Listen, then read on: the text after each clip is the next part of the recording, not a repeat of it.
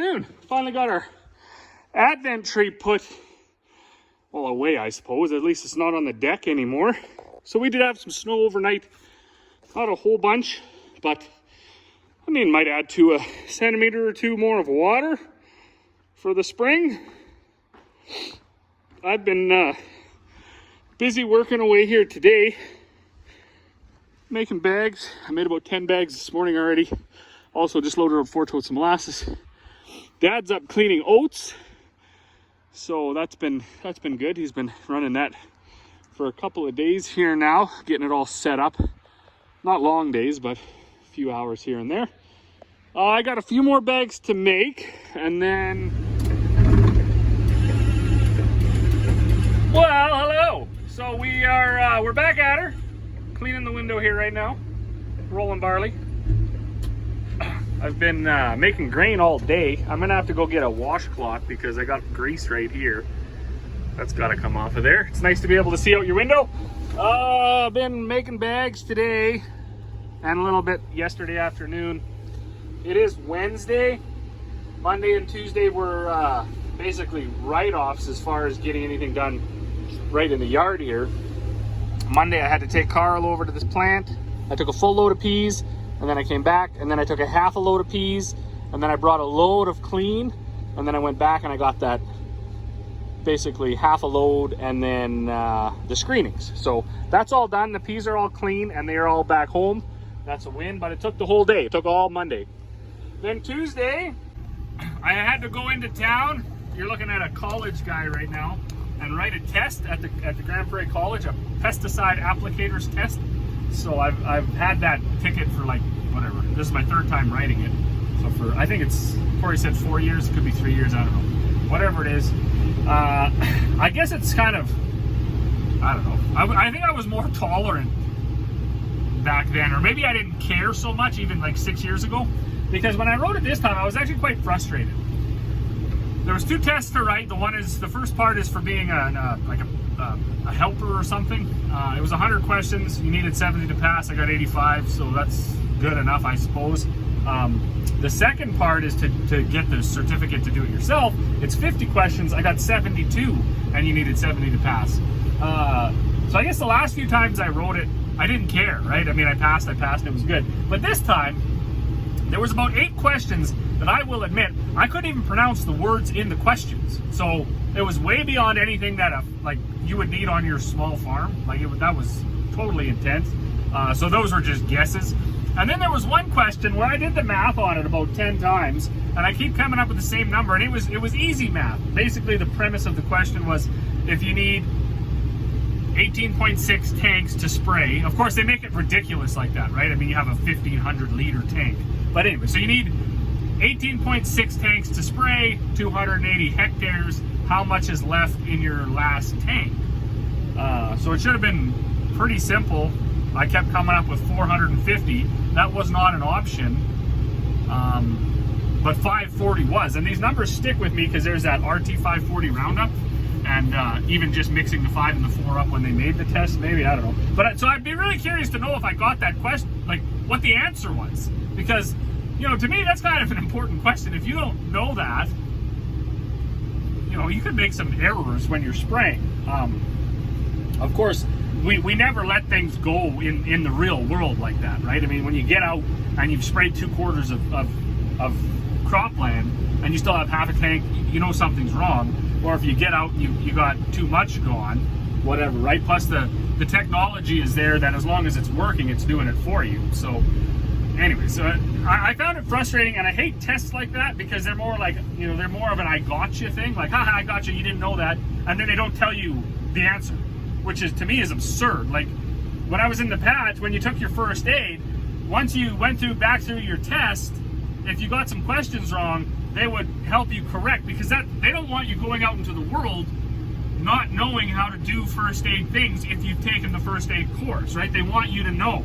And obviously, the pesticide people, they don't really give a shit if you know or not. If you have a general knowledge, you can get over 70%, that's good enough. But if you don't get the rest of them right, it doesn't matter, right? So, and I think that's just ridiculous. I think that's so silly. They should, you know, they should have a recap for you, maybe some extra literature to read, the ones you got wrong, why you got them wrong, you know, and what, you know, what's right, but they don't do that. So that was Tuesday, and then I did make some bags Tuesday. Today is Wednesday.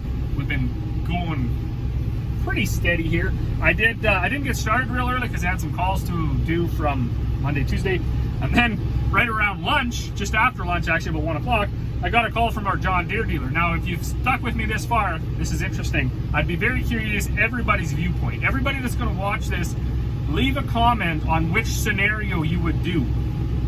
So this is something that we actually are discussing on our farm right now because we're not sure which way we're going to go. We took our 9750 combine in to get a green light done. That's a service. John Deere goes right through it. They print you out a report, and then they, you know, of everything they would recommend you fix, and then you go from there.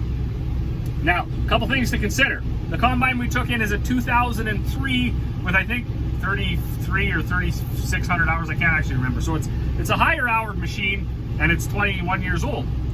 So it's going to need some work, right?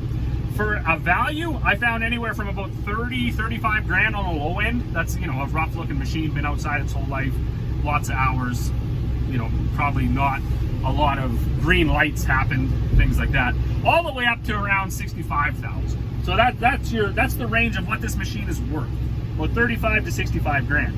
Now, John Deere, they just called, like I say, at 1 o'clock. To do everything they recommend, it costs $47,900 for a machine that's worth anywhere from 35 to 65. So I'd be curious to know, what would you do? You basically have three options. Well, you'd have four. Bring it home and do it yourself, which for us isn't an option because I don't have the time. And especially now that Dad and Mom are taking off on a holiday this summer, he won't be around to help me. And I already have one to do. I can do the 9610 myself. I can't do both of them. I won't have the time. So that's not an option for me, but it's an option. Bring it home, do it yourself. Then you're only out the parts, you're only out the parts. You don't have to pay for the labor. Option two is you can just fix it. Spend the 49 grand, bring your combine up to basically new, I guess, and use it for a few seasons and hope everything's good. Option three, you chisel away at that list because they're going to have things like, oh, there's some trim around the window that's broken, so the trim is $700 and they'll charge you $300 to unscrew that trim and put the new trim on, so there's $1,000 right there, right?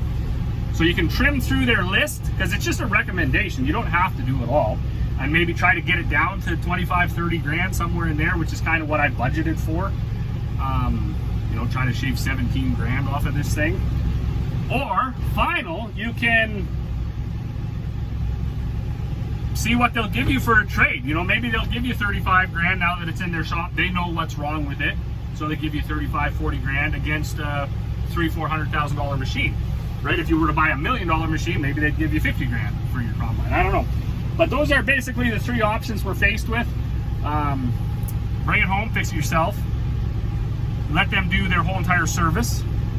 Let them do the service, but only the real critical things, or get rid of it, trade it off on something newer. Keep in mind, and I think I made a joke about this in an earlier video, when I took that combine in, it is the only one of its kind in there. Everything else in all the lineups that were waiting for inspections were basically 2013, 2015 and newer.